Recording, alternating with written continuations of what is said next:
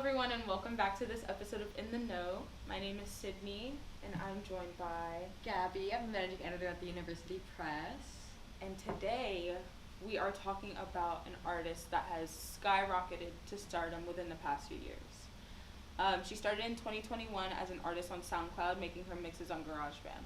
A lot of her production was very simple. It used a lot of sampling, and she was notably noticed for her anonymous content on TikTok.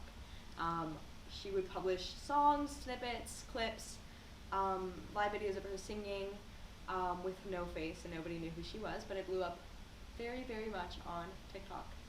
And this year she has recently released her second mixtape, which was released on my birthday, and has now been nominated twice for the 2026 Recording Academy Grammys. Her name is Pink Panthress. Her actual name is Victoria. Should we call her Victoria, or should we just call her Pink? I Pink? think we should call her Pink just because it's like her persona, you know? Okay, That's actually what she's known by and how she's kind of always been known. But I think one of the biggest things with Pink Pantheress was always that she never really had a persona outside of her music until 2021 when she got signed. And from there she started making that a part of her whole all of her releases, but for a while we had no clue who she was. We just knew the beats to Pain, which is one of her biggest hits, and Break It Off, which is another one of her biggest hits, but we had no clue who Victoria or Pink was for a really long time. Yeah, and I think it's like her start with music is so interesting. She started at the age of 12, and she started I believe she learned piano first, and she started covering a lot of alternative she's really into garage, UK garage music. Yeah, she would, but she would also cover bands like Paramore, and My Chemical Romance. She made a band, and she was I think 13 or 14. We'd have to fact check that. But she made a band with her friends covering My Chemical Romance, and I thought that was really cool. She always talks about how she was really inspired by what she calls emo music. No, yeah. And I thought that was really cool about her. Yeah, and I think I really do resonate with that aspect of her. Also just because we're gonna talk about it later, but in Fancy That, in the first song Tonight, she samples We're So Starving by Panic at the Disco, which is one of my favorite Classic. albums. And yeah, I really like that. And I mean, even in Fancy That, she samples Basement Jaxx, and then in the remix album she features Basement Jaxx, and Basement Jaxx is really a part of that whole movement that she's very inspired by in the UK, so I thought that was very cool, and I really admire that as well. Yeah. Girl Like Me, she samples Basement Jaxx. She samples Romeo by Basement Jaxx. That song is so bust, guys. That song is so great. What's your favorite song off of the album? Okay, wait, that's so hard. I really love Tonight, but Tonight is a classic, you know? Illegal's also really good. I mean, I don't know if any of you guys have seen, she has been doing a whole montage for Illegal, and everyone, at her concerts, because she's on tour right now around the United States. She's not in Florida. Did not come to Florida. Nobody comes to Florida. That's okay. Not even Miami. Not even Miami, but it's okay because her tour seems to be going really well. I think most of her shows are sold out, which is so crazy. But every time she sings Illegal, she does a little, she does a whole little montage, and I love that song, and I think it's so cool. I also really love Stateside. Stateside is my favorite song. The Dare produced that. Amazing. If you're not familiar with The Dare, first of all, familiarize yourself with him. He had an amazing year last year with Charlie XCX, and now with Pink. I mean, Stateside. That song's so good. Fantastic song. But The Dare is incredibly good. I mean, he's been doing so Tame Impala is currently on tour, and he's been doing DJ sets for his after party. For Tame Impala's after party, The Dare has been hosting DJ sets, and that's so crazy. But The Dare's off to a really incredible start to his stardom, if you would call it. I mean, he's been around for not that long, but he's been making banger after banger. Even on his own work, he released. He reminds me of an early Calvin Harris. I agree. In a way. I can see like, that. Yeah. I don't know if anyone's listened to Girls by Calvin Harris or Calvin Harris's first album. Also, while Gabby is looking this up, I'm going to correct myself on, I can't believe I messed this up. Tonight does not sample We're So Starving. It samples Do You Know What I'm Seeing, which is also a fantastic song. I highly suggest you guys listen to Pretty Hot. That's a fantastic album. Sorry. Go back to No, it. it's okay. So Calvin Harris's first album was I Created Disco.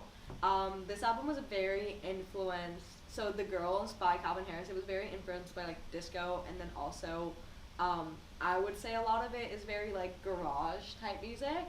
But The Dare really reminds me of like early Calvin Harris. In many ways, I don't know if like they're onto the same path, because Calvin Harris kind of went into that mainstream electronic type beat. But I don't think The Dare is onto that. I think his career is very shifting away from the norm. Maybe this is gonna sound a little stupid, but also there's like already similarities in like the way that they name their stuff. Cause The Dare also has a song called Girls, and then also I Created Disco.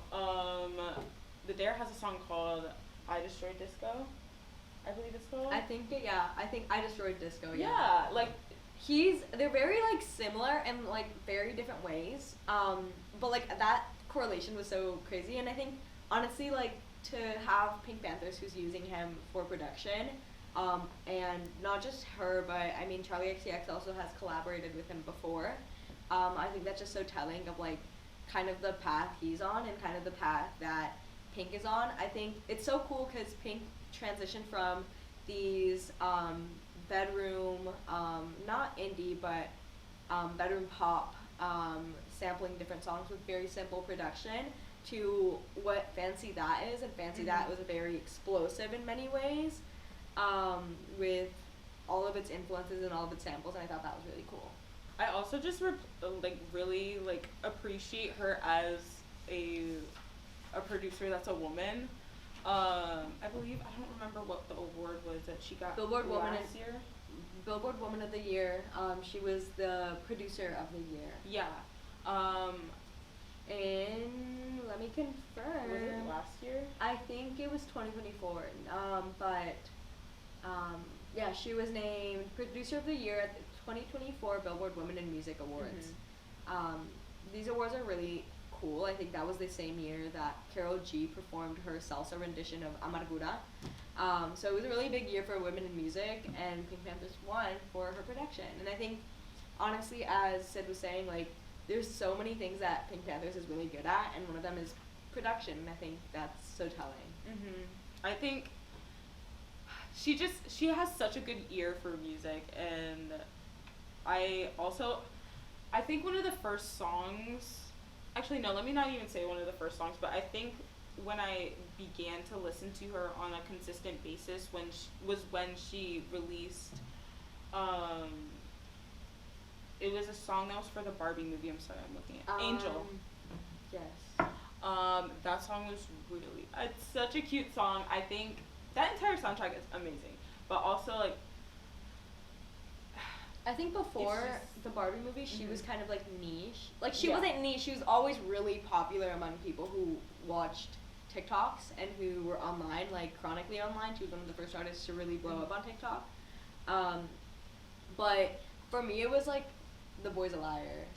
Yes, actually, yeah. Then I take that back. That's when I started being like, wait, she's on to something, because The Boy's a Liar released in, I think it was 2022, and then Ice Spice remixed it with The Boy's a Liar Part 2, 2023, and that was so cool, because that song was it hit so well, and it got a peak of number 3 on the Billboard Hot 100 track.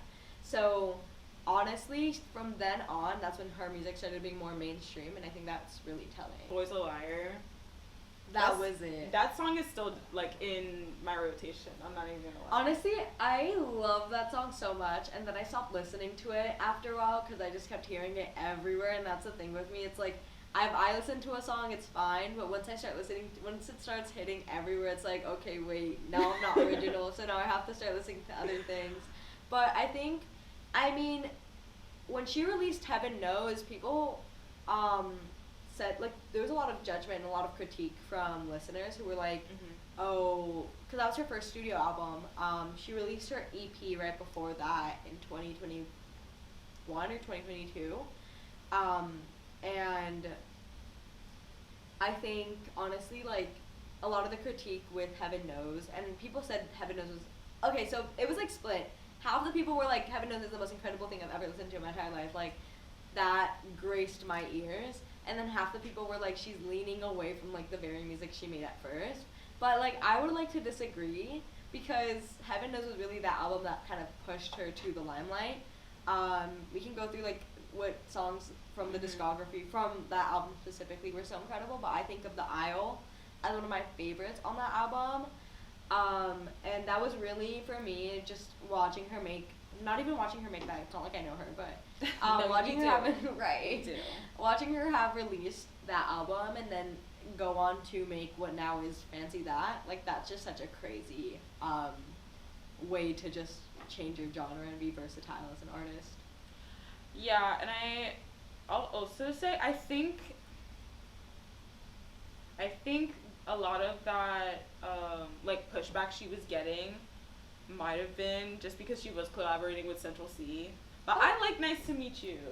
Yeah, I don't know. I feel like I'm so iffy about Central C. That's valid. Just because of the whole Ice Spice thing, so I like refuse to listen to him consistently, or like if he comes on a track, I'm like, get it on. But Central C isn't really all that bad, and I think that song was really good, so I will say that. Yeah. I mean, if you look at, I discovered Pink when she was making her videos on TikTok.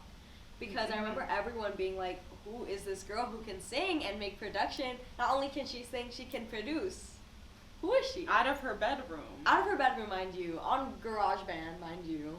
This proves you can still be chronically online and still make good music. Right. I don't know, I think right now we're in an era, like, and speaking of pop culture, that people are trying to be very versatile, and the best artists right now are being very versatile. I mean, I can talk about Rosalia for, like, the rest of my life, because she's just so versatile, and I think Pink Panthress is really leaning into that versatility that's so important for artists to have right now.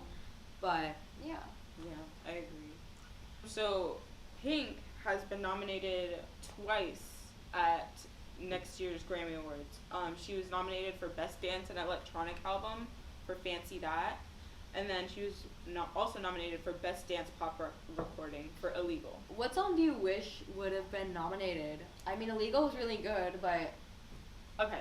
I say Stateside. I was literally about to say Stateside, and I was like, I already said that. Let me think of Or Tonight. I mean, Tonight was a hit. Tonight and was I don't know if really anyone's seen the video. It's so cute. Oh, she's so, like, she's giving so, like, royalty. I love her in her so plaid. Cute.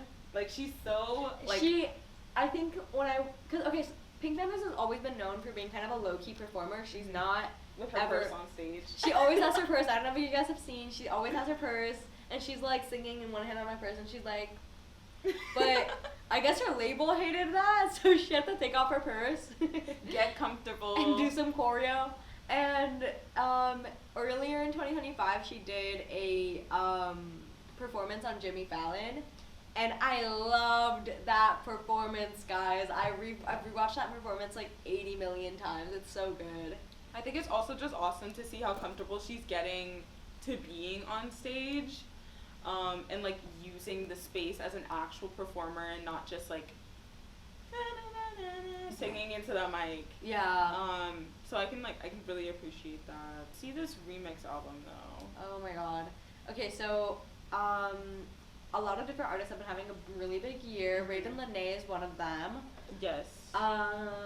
With Love Me Not, which she released, I think it was either this year or last year. Love Me Not was huge this year. 2024, she released it last year. And then Zara Larsson, who also got nominated for a Grammy this year, finally. She was also had an incredible and huge year. Mm-hmm. But Jade also had a really wonderful year. JT. But JT. JT's been kind of like quiet this year. Last year was her year though. I'm thinking of also Kay Trinata. And also, I think this remix album was so cool because she mixed a lot of these newer artists with some of the main pop girlies, Zara Larson, and also with a lot of her inspirations. I mean, she had Basement Jaxx on Tonight and made a remix with it. And I mean, just to think about how Basement Jaxx influenced a lot of her music, and even Kylie Minogue's also on Kylie Minogue being on there is so crazy. But I know, right? I feel like you can really see where Pink Pantheress' influences lie, and I don't know if anyone's been looking at her like artist profile, but she makes a lot of playlists, and I love her. I eat her playlist up. But she has this one playlist with just like house music and house music that inspired Fancy That. And she has a lot of Basement Jaxx on there, and I thought it was really good. That Grammy is hers. It better be hers. Or like, I'm telling you, I'm taking it to the streets. Right. There's gonna be a problem. Right. Also, Catch said and I. No, No streets protesting.